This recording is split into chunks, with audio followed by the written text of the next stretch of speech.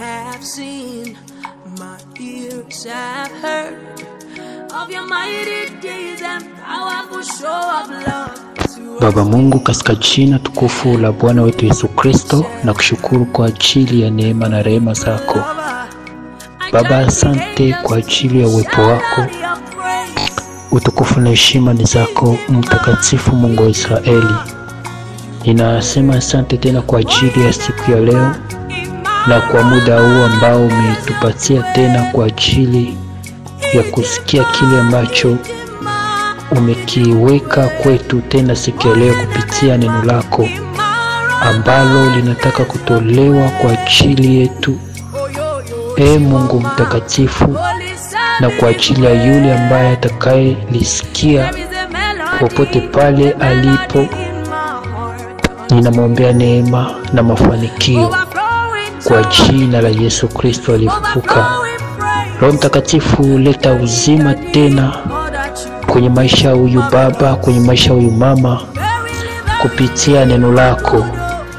Neno lako ni kweli, lilete mageuzi na mabadiliko kwenye maisha ya watoto wako, Bwana Mtakatifu Mungu wa Israeli.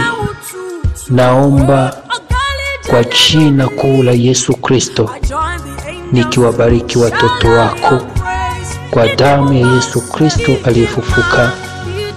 Ninaomba hivyo nikiamini. Amen. Wapendwa, tutakwenda kusoma na kujifunza pamoja maneno ya Mungu kwenye kitabu cha Yohana sura 9 mstari wa 31. Lakini kichwa cha somo ambalo nitakalolizungumzia linasema maombi isiyo na matokeo. Maombi isiyo na matokeo ndicho kichwa cha somo letu kwa siku ya leo. Basi tusome Biblia kutoka kwenye kitabu cha Yohana sura 9 mstari wa 31. Neno la Mungu linasema hivi: tunajua Mungu hasikii wenye dhambi, lakini kama mtu akiabudu Mungu na kufanya mapenzi yake, huyo anamsikia. Amen. Wapendwa katika Kristo, njia mojawapo ambayo inaweza ikasababisha maombi ya mtu yasijibiliwe ama Mungu asikusikii ni kuhusu njia zako. Ni kuhusu njia zako, namna gani unavyotembea na Mungu. Baadhi ya watu wengi sana ambao kabisa wameokoka na hata wengine wanafanya huduma kanisani, wengine wanamtumikia Mungu, lakini ndani yao kuna aina ya uchafu ambao Mungu anapomtazama huwa anaona kabisa hawezi akamkaribia. Hii inaonekana kwa wengi kabisa, ambayo inasababisha wengine wanaomba pasipokuwa na matokeo. Lakini ndugu mpendwa katika Kristo, maombi ya mtu mwenye dhambi haiwezi ikawa na matokeo. Unapoomba na wewe ni mjanja, maombi yako haiwezi kuwa na matokeo. Unapoomba na ndani yako kuna jengwa chuki zidi ya ndugu yako, zidi ya jirani yako, huwezi kupata matokeo ya maombi yako. Hata ukifanya huduma ndani yako mnakuwa na kiburi, ndani yako mnakuwa na majivuno, huwezi kufika mahali kwa huduma unayoifanya, wala huwezi kuona kabisa matokeo, kwa kuwa Mungu hasikii maombi ya wenye dhambi. Ndugu mpendwa katika Kristo, usiwe miongoni mwa wale ambao wanakuwa na mazoea, wanaweza wakawa mguu moja nje ya wokovu na mguu mwingine ndani ya wokovu. Biblia inasema watu kama hawa huwa Mungu anawatapika. Mpendwa katika Kristo, Mungu anapombariki mtu, Mungu anapomjibu mtu, huwa anatazama moyo, pale ambapo majibu hayo yanastahili kufikia. Wengi huwa wanalia, wengi huwa wananungulika, wengi huwa kabisa wamepoteza hata furaha ya wokovu. Lakini unapogundua chanzo cha hayo yote ni wao wenyewe, chanzo cha hayo ni wao wenyewe.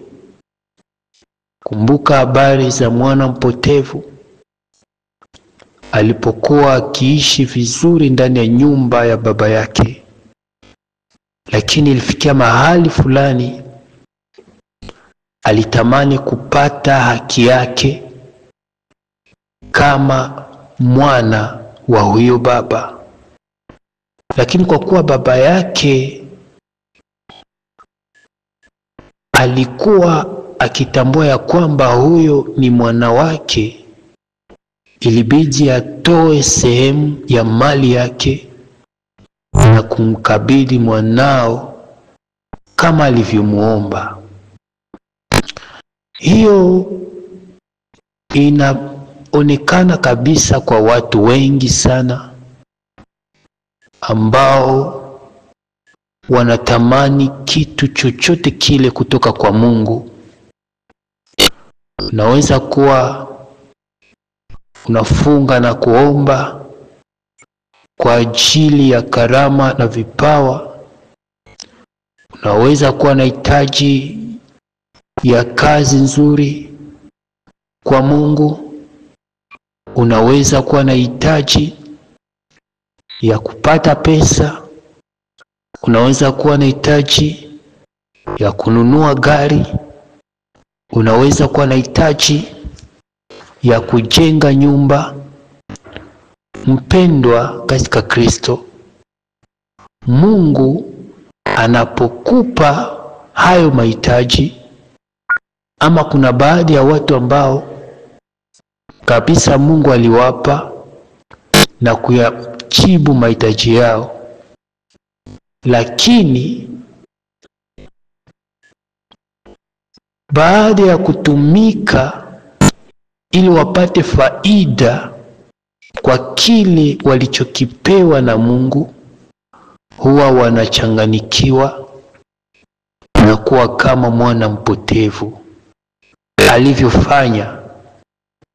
Mwana mpotevu alianza kutumia hizo pesa na hizo mali ambazo alipewa na babaye kwa njia ya anasa, kwa kujifurahisha, kwa kufanya udhalimu. Lakini mpendwa katika Kristo, mwisho hiyo mali ikaisha. Mwisho marafiki wakamkimbia. Kilichofuata ni kuanza kuchangia chakula pamoja na nguruwe. Ni sawa na watu wale ambao baadaye baada ya Mungu kuwapa hiyo karama na vipawa walivyoviomba wakaanza kuitumia kwa uzalimu. Wengine wakaanza kuwatapeli watu, wengine wakaanza kuwaibia watu kupitia hizo karama na vipawa ambavyo Mungu aliwapatia. Ndugu mpendwa katika Kristo, usitumie hiyo mali kwa uzalimu. Usitumie hiyo mali kwa uzalimu.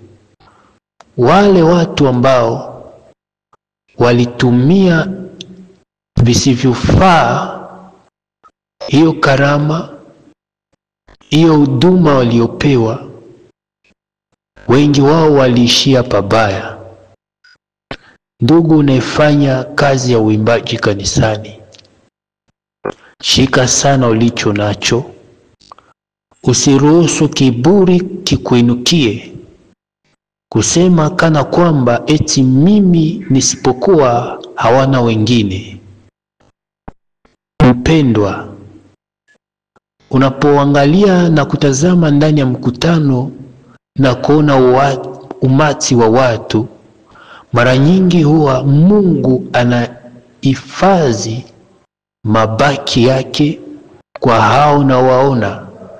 Ndio kwa maana usijisifu kwa kile ambacho unajiona ya kwamba ni wewe unaibeba kanisa, ni wewe unaibeba huduma ya uimbaji au huduma yoyote ndani ya kanisa. Wapendwa katika Kristo, kiburi inapoinuka na majivuno na kutumia kile unachokuwa nacho ulichokipewa na Mungu kwa uzalimu, huwa unaelekea pabaya, na mwishowe unaanza kutumia chakula pamoja na nguruwe. Wapendwa katika Kristo, jihadharini sana na kiburi, jihadharini sana na kila aina ya uchafu, kwa sababu hiyo ni kitu ambacho kinaweza kikaleta giza katika mafanikio yako na kukupoteza kabisa. Watu wengi sana huwa wanamwamini Yesu Kristo na kumpokea kuwa Bwana na Mwokozi kwa maisha yao, lakini wanapoamini kabisa, dhambi zao huwa zinafutwa na Mungu huwa anawasamehe. Lakini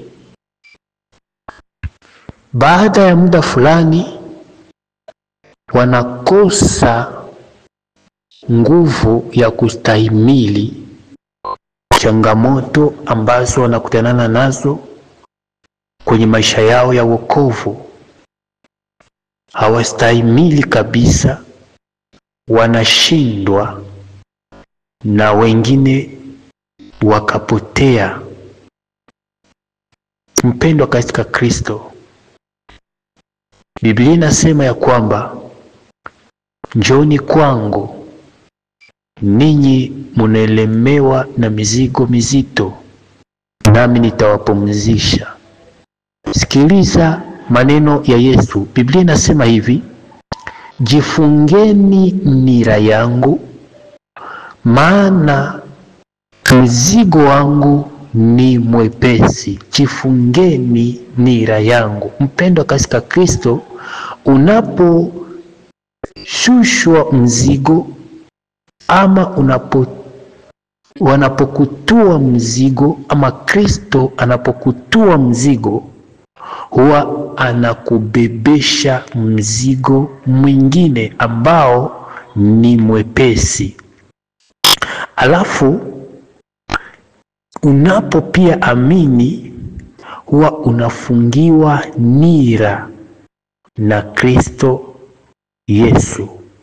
Huwa unafungiwa nira na Kristo Yesu. Kufungiwa nira ni kumaanisha nini? Ni kukuwekea mipaka baadhi ya vitu fulani au ya mambo fulani ambao kile ambacho inawezekana kwako kilikuwa ni halali. Lakini unapomkubali Kristo Yesu kuwa Bwana na Mwokozi wa maisha yako, lazima kuna baadhi ya sheria ambazo atakazoziweka kwako, na hizo sheria anazoziweka kwako ndicho kinachodhihirisha ubwana kati yako na Mungu, ndicho kinadhihirisha huo ubwana. Yesu Kristo anapokuwa Bwana na Mwokozi kwa maisha yako, ni kusema kwamba anapokuwa Bwana lazima utii neno lake, lazima utii kile atakachokuelekeza kama Bwana, lazima utii amri zake na sheria zake na hukumu zake. Unapofanya haya yote, ina maana kwamba unamtii na unaruhusu awe Bwana kwa maisha yako, kwa sababu ni Bwana anayekuwa na neno la mwisho kwa kila kitu kwa maisha yako. Alafu unapomwamini pia kuwa kama Mwokozi, ni kusema kwamba kuna baadhi ya vifungo ambavyo vilikuwa vikikufunga, kuna baadhi ya roho ambazo zilikuwa zikikubeba ama kukuongoza. Lakini unapokuwa katika hali hiyo ya kufungiwa nira na hizi roho za giza ambazo zinakupeleka kwa njia ya upotevu, Kristo Yesu huwa anakuja na kuleta wokovu kwenye maisha yako na kukuokoa na hizo roho za uharibifu ambazo zingekupelekea kabisa kuangamia. Kwa hiyo mpendwa katika Kristo, unapomkubali Kristo Yesu kuwa Bwana na Mwokozi kwa maisha yako, ruhusu atawale maisha yako kama Bwana. Usipinge neno lake, usipinge sheria zake, usipinge pia hukumu zake. Mpendwa katika Kristo, ikiwa umeokoka na bado kuna njia zingine ambazo ni za giza unazoziendea, haujakubali Yesu Kristo kuwa Bwana na Mwokozi wa maisha yako, unaposema kwamba unaokoka na wewe bado ni mwizi, haujaruhusu Yesu Kristo awe kama Bwana na Mwokozi kwa maisha yako. Unaposema kwamba unaokoka na bado wewe ni kahaba, hauja kabisa ruhusu Yesu awe Bwana na Mwokozi kwa maisha yako. Unaposema unaokoka na ndani yako kabisa kuna giza, kuna ukorofi, unajaa kiburi, masengenyo, majivuno na kudharau wengine, mpendwa katika Kristo, hii matunda unayoionyesha yanadhihirisha ukweli kwamba hujampokea Yesu Kristo kuwa Bwana na Mwokozi wa maisha yako. Kumbuka kwamba Yesu Kristo akiwa Bwana na Mwokozi wa maisha yako, ndipo utakapofanya maombi naye atakusikia, ndipo utakapoita naye atakujibu, kwa sababu yeye kama Bwana lazima afanye kile ambacho anapaswa kujidhihirisha kwenye maisha yako kama Bwana. Na anapokuambia kitu ama kukuongoza kwa kitu chochote, na unashika hicho kitu ambacho anakuongoza na kukuelekeza, ina maana kwamba umemkubali kuwa Bwana na Mwokozi kwa maisha yako. Biblia ambalo tunalisoma inasema hivi: Mungu anasikia wale tu ambao wanamwabudu na kufanya mapenzi yake. Mpendwa katika Kristo, unapoabudu Mungu na ufanye mapenzi yake, unafanya kazi bure. Unapofanya kazi ya uimbaji na ufanye mapenzi ya Mungu, unafanya kazi bure. Unapofanya kazi ya uombaji na ufanye mapenzi ya Mungu, unafanya kazi bure. Unapofanya kazi ya uinjilisti na ufanye mapenzi ya Mungu, unafanya kazi bure. Wapendwa katika Kristo, Mungu anaja na wale watu ambao wanaomtii. Unapomtii Mungu, huwa ulinzi wa kimungu unakuwa juu yako. Wengi huwa wanaonewa na mapepo, wanaonewa na wachawi, wanaonewa na watu wa giza kwa sababu hawamtii Mungu. Ni vigumu sana mtu ambaye anayemtii Mungu apagawe na mapepo. Ni vigumu sana mtu anayemtii Mungu alogwe. Mpendwa katika Kristo, unapomtii Mungu na kufanya mapenzi ya Mungu, huwa unajenga ukuta wa moto kwenye maisha yako. Ni vigumu sana adui adipenyeze kwenye ukuta huo. Mpendwa katika Kristo, hiyo hali ambayo inakutatiza kuonekana kwamba wachawi wanachezea maisha yako, wachawi wanachezea ndoto zako, wachawi wanachezea nyumba yako, ni kupungukiwa katika hali ya kutokufanya mapenzi ya Mungu. Ndugu mpendwa katika Kristo, Mungu hajibu maombi ya wenye dhambi. Mungu hajibu maombi ya wenye dhambi. Ikiwa uko mvuguvugu, ni vigumu sana Mungu ajibu maombi yako. Ikiwa wewe ni mama, bado unatoka nje ya ndoa yako. Ikiwa wewe ni baba, bado unatoka nje ya ndoa yako. Ikiwa ni kijana na unafurahia na kuishi katika hali ya udhalimu, mpendwa katika Kristo, na wengi huwa wanafanya baadhi ya haya mambo na huwa wanaingia kanisani, na cha kushangaza wengine hata wanafanya huduma kanisani. Unapoomba, Mungu hawezi akakujibu. Mungu hawezi akajibu mahitaji yako, kwa sababu Mungu tuliyemwamini ni Mungu mtakatifu, ni Mungu mtakatifu. Kumbuka kilichofanyika mbinguni. Shetani alipoinukiwa na kiburi, alipopoteza hiyo roho ya utii kwa Bwana na kukataa kumfanya kuwa Mungu kama Bwana kwa maisha yake, ndipo alitupwa, ndipo aliangamia na kupotea. Wala Biblia inasema ya kwamba na mahali pake ama nafasi pake hapakuonekana tena mbinguni. Mpendwa katika Kristo, Mungu hachukuliani na watu waovu.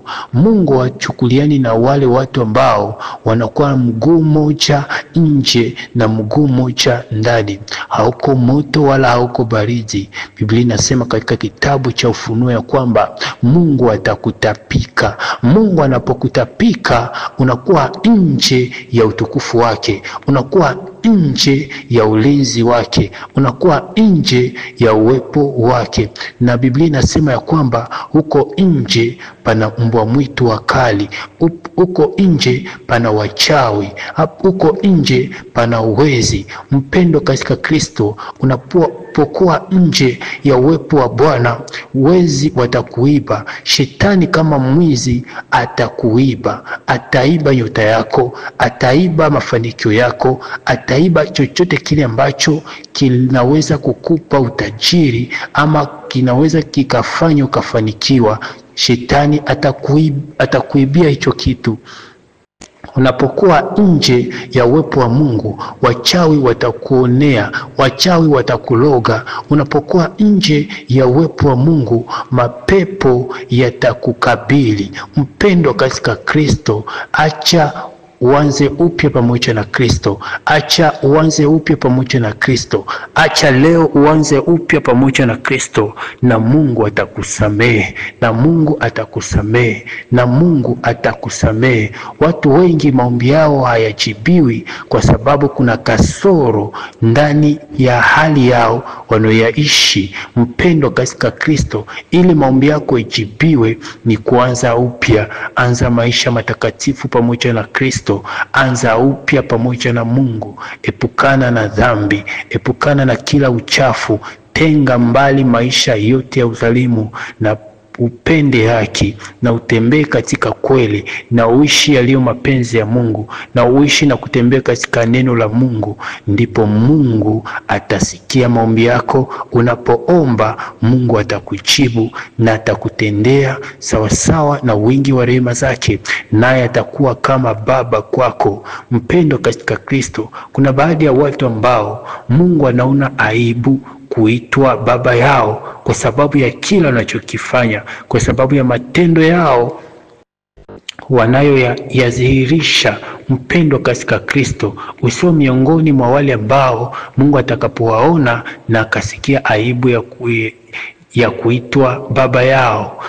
Mpendo katika Kristo, Mungu awabariki, Mungu awajaze neema, Mungu awajaze neema. Ikiwa kuna mahali ambapo umeanguka na inakufanya Mungu hasikii maombi yako, ikiwa kuna kitu ambacho unakiishi ambacho kilicho kinyume na mapenzi ya Mungu, anza upya. Tubu leo, tengeneza maisha yako, tengeneza mahusiano yako pamoja na Mungu, na Mungu atakusamehe.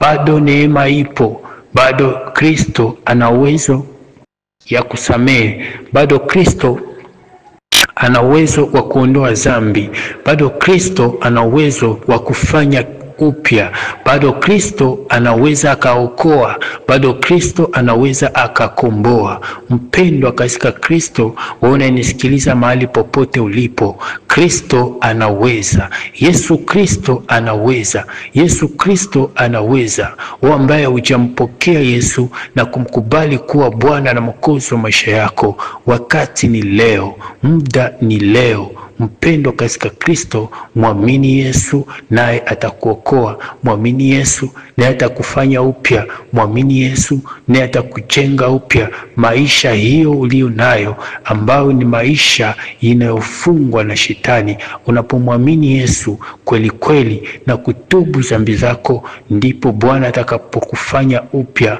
Mpendo katika Kristo, hakuna yule ambaye alimgeukia Mungu kweli kweli akabaki kama alivyo. Wale wote walioishi katika uchafu, wale wote ambao maisha yao ilionekana kwamba hayana mwelekeo, walipomgeukia Yesu Kristo na wakampokea kuwa Bwana na Mwokozi wa maisha yao, leo wana jina. Leo Mungu amebadilisha jina zao. Zilikuwa jina za aibu, lakini leo zinakuwa jina zenye kujaa na utukufu. Mpendo katika Kristo, hakuna aliyekuja kwa Kristo akapotea, hakuna aliyekuja kwa Kristo akaibika, hakuna aliyekuja kwa Kristo akajutia maisha yake. Lakini wale wote ambao unawaona kana kwamba ni maisha yao yamekuwa mabovu katika wokovu na kwenye kumtumikia Mungu, ni watu ambao waliishi uvuguvugu, ni watu ambao walikuwa wajanja katika wokovu na katika imani,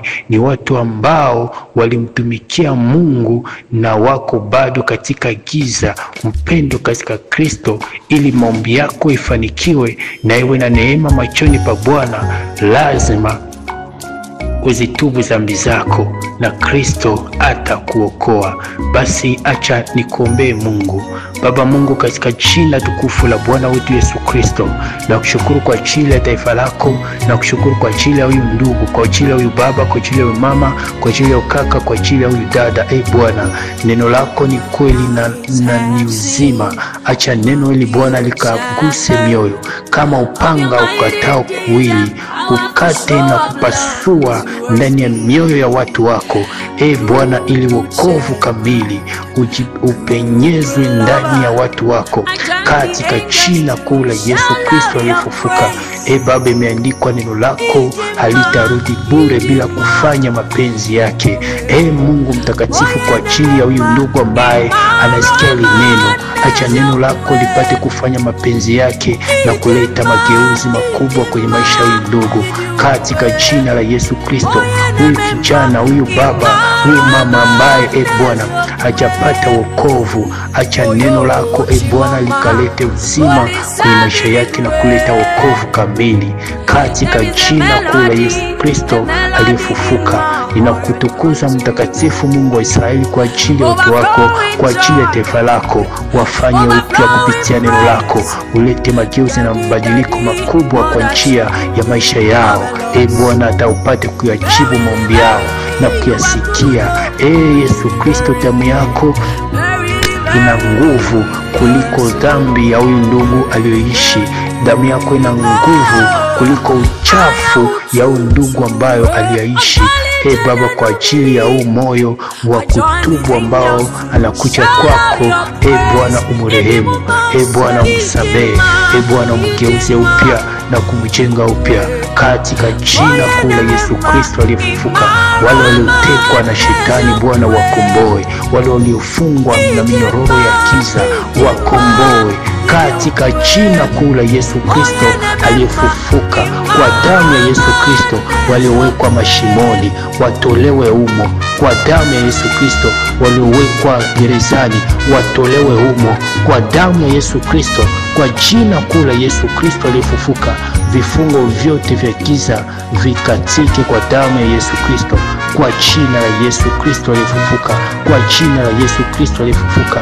Haki ya huyu baba iliyoibiwa, haki ya huyu baba iliyoibiwa, haki ya huyu mama iliyoibiwa, haki ya huyu dada iliyoibiwa, haki ya huyu kijana iliyoibiwa, kwa damu ya Yesu Kristo kirejeshwe. Chochote kile ambacho adui alikimeza akitapike kwa damu ya Yesu Kristo aliyefufuka.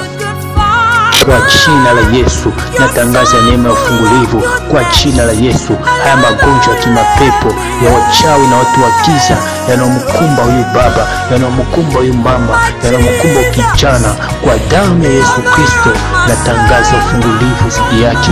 Natangaza ufungulivu kwa jina la Yesu, kwa jina la Yesu, kwa jina kuu la Yesu Kristo natangaza nguvu za ufungulivu. Neema yako Bwana iwe pamoja na taifa lako, iwe pamoja na taifa lako. Wagonjwa waponywe kwa damu ya Yesu Kristo, ikiwa ni kansa, ikiwa ni diabetes, ikiwa ni magonjwa yote ile estoma, kwa jina la Yesu nafukuza kwa damu ya mwana kondoo chochote kile ambacho huyu ndugu anagonjwa, ikiwa ni mifupa, ikiwa ni mishipa, ikiwa ni nofu, kwa damu ya Yesu Kristo aliyefufuka natangaza nguvu za uponyaji kutembea ndani ya mwili mzima na kuleta ukombozi kwa damu ya Yesu Kristo aliyefufuka. Baba, asante kwa ajili ya neema yako. Baba, asante kwa ajili ya uwepo wako, na wabariki watu wako na kuyajibu yaliyo mahitaji yao katika jina kuu la Yesu Kristo. Nguvu za ukombozi na neema ya ufungulivu ionekane kwa ajili ya taifa lako katika jina kuu la Bwana wetu Yesu Kristo. Inawabariki pia watoto wote wadogo ndani ya hizi jamaa, ndani ya hizi familia. Baba, walinde na kuwaokoa na ule muovu katika jina la Yesu Kristo. Hata wale ambao ni wajawazito, Baba, walinde na kuwafunika na damu yako, hata wapate kujifungua kwa amani katika jina la Yesu. Shetani ashindwe zidi yao kwa damu ya Yesu Kristo li hai. Baba, ambao wanatafuta wachumba, wanatafuta ndoa, Mungu mtakatifu, wape ndoa popote pale ambapo maisha yao na mafanikio yao imefungwa, ndoa zimefungwa, kazi zimefungwa, kwa jina kuu la Yesu Kristo aliyefufuka natangaza nguvu za ufungulivu, natangaza nguvu za ukombozi kwa damu ya Yesu Kristo aliye hai. Akili iliyofungwa ifunguliwe kwa jina kuu la Yesu Kristo aliyefufuka. Baba, asante kwa ajili ya neema yako. Utukufu ni wako milele na milele. Amen.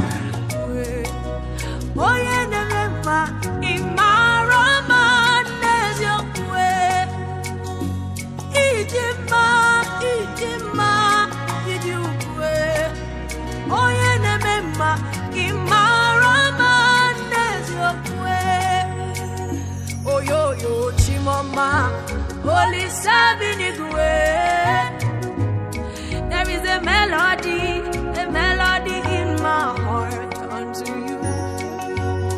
Overflowing joy, overflowing praise. Daddy, Daddy, all that you do is marvelous.